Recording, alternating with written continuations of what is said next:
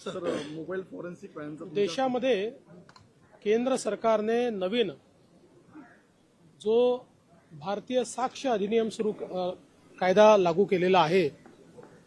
या कायद्याने साक्ष्य जमा करणे, त्या संदर्भातली योग्य प्रकारची व्यवस्था करणे, त्याचं स्टोरेज करणे, याचे काही नवीन नियम सुरू केलेले आहेत। त्या नियमाच्या अंतर्गत महाराष्ट्र पहिलं राज्य आहे की ज्या राज्याने त्याला अनुकूल अशा प्रकारच्या मोबाईल फॉरेन्सिक व्हॅन्स तयार केलेल्या आहेत।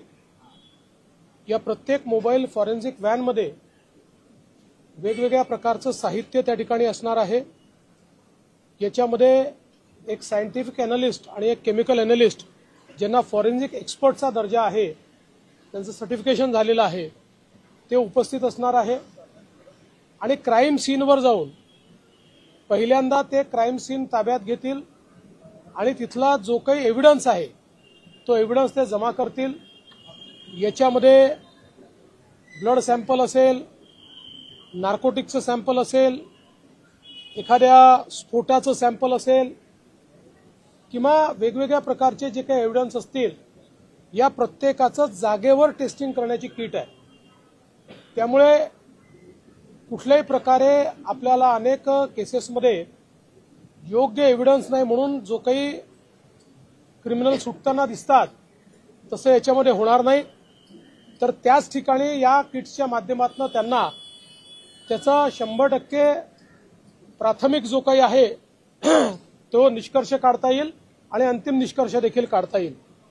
यासोबत हे जे काही वेगवेगळे इक्विपमेंट आहेत, यातनं जे काही एव्हिडन्सेस जमा होतील, हे एव्हिडन्सेस कशा प्रकारचे स्टोअर करायचे, त्याकरता ब्लॉकचेनची पद्धती तयार केलेली आहे। ब्लॉकचेन पद्धतीमुळे अनेक वेळा आपण पाहतो की कोर्टामध्ये अनेक दिवस केस चालते आणि मग कधीतरी तो आरोपी सुटतो आणि लक्षात येतं की जो काही पुरावा होता पुरावाच बदललेला आहे, पुरावा टॅम्पर झालेला आहे, पुराव्यामध्ये अडचणी आहेत। ब्लॉकचेन पद्धतीमुळे पुरावा कोणालाही टॅम्पर करता येणार नाही। त्यामुळे अतिशय सबळ आणि सायंटिफिक पुरावा हा आपल्याकडे या ठिकाणी राहील। या सगळ्या व्हॅन्समध्ये सीसीटीव्ही पण आहे आणि फ्रीज पण आहे, जेणेकरून ज्या टेम्परेचरवर पुरावा किंवा इक्विपमेंट्स किंवा अॅनालिसिस करण्याचे केमिकल्स ठेवायचे आहेत ते मेंटेन करता येतील आणि सगळं योग्य प्रकारे सील होत आहे की नाही हे त्या कॅमेऱ्यातनं आपल्याला पाहायला मिळेल। म्हणून कुठेही एखाद्या आरोपी करता वावच उरणार नाही।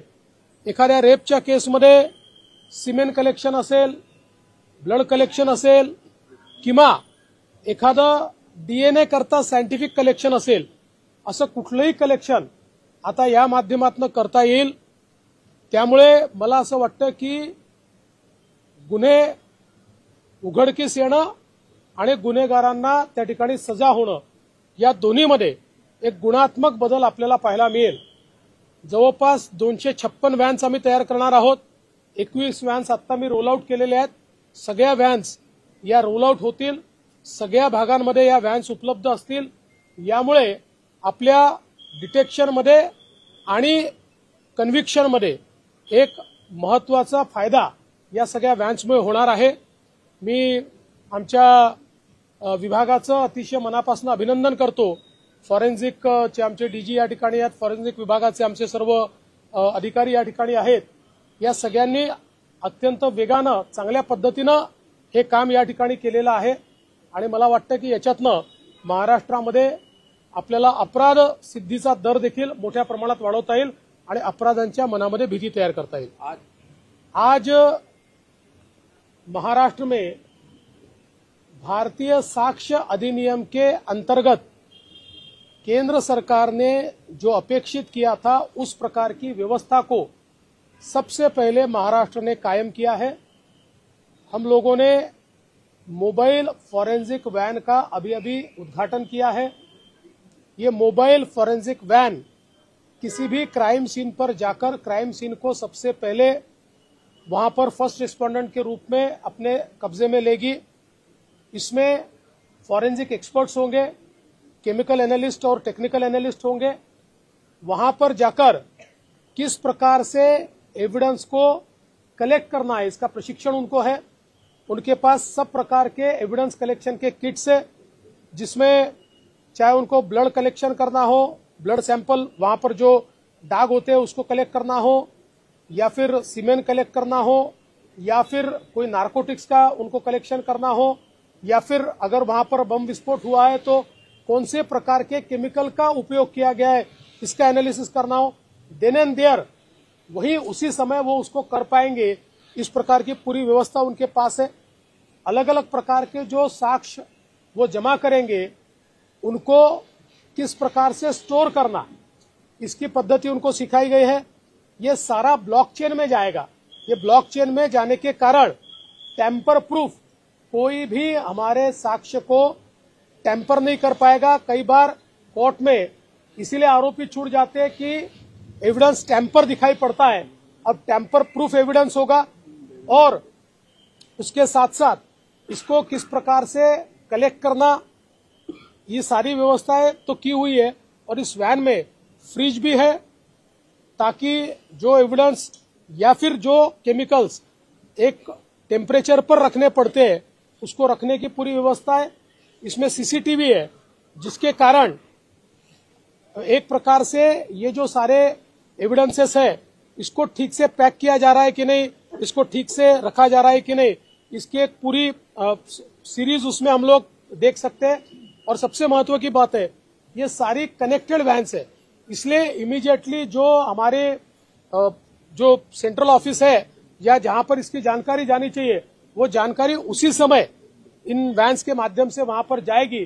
तो किसी भी प्रकार से किसी को भी, चाहे वो अपराधी हो चाहे वो पुलिस हो, किसी को भी इसमें कोई भी गड़बड़ी करने का स्कोप नहीं बचा है। मुझे बहुत खुशी है कि महाराष्ट्र पहला राज्य बना है जिसने फॉरेंसिक वैन्स यहां पर तैयार किए। आज हमने 21 फॉरेंसिक वैन्स को यहां पर हरी झंडी दिखाई है। 256 हम फॉरेंसिक वैन्स तैयार करने वाले हैं और सब पुलिस स्टेशंस में या सब हमारे अंचलों में ये फॉरेंसिक वॅन्स जाएगी। सर, यूसीसी कायद्या संदर्भात महाराष्ट्राची भूमिका काय असेल? उत्तराखंड पहिलं राज्य ठरलेलं आहे ज्यांनी कायद्याची अंमलबजावणी या संदर्भात अजून आम्ही त्याचा अभ्यासगट निर्माण केलेला नाही। त्याचा अभ्यासगट निर्माण केल्यानंतर त्याच्यावर बोलता येईल। जिस तरीके से सैफ अली खान वाले मामले कल बहुत सारे न्यूज़पेपर्स और बहुत सारी जगहों पे आया कि सैंपल्स जो लिए गए, जो फिंगरप्रिंट्स हैं जो मैच नहीं कर रहे हैं, इस तरीके की जो चीजें। देखिए, मैं साफ कहता हूं और मीडिया को भी मेरा कहना है कि जो बातों की पुष्टि नहीं है, पुलिस ने जो बातें बताई नहीं है, जो बातें हुई नहीं है, उसको लिख कर या उसको दिखा कर इस प्रकार से एक कंफ्यूजन तैयार करना ठीक नहीं है। मैं इतना ही कहता हूं कि इस मामले में पुलिस बहुत अच्छे तरीके से तफ्तीश कर रही है। करीब सारी चीज़ें पुलिस को मिल चुकी है। अब इसको अंतिम जो छोर है वहां तक पुलिस ले जाएगी। और आपकी सुविधा के लिए हमारे मुंबई के सीपी यहाँ पर है, मैं उनको ये कहूँगा कि आज या कल कभी भी एक बार आप सबकी जानकारी के लिए इसकी पूरी जानकारी आपको उपलब्ध कराएं।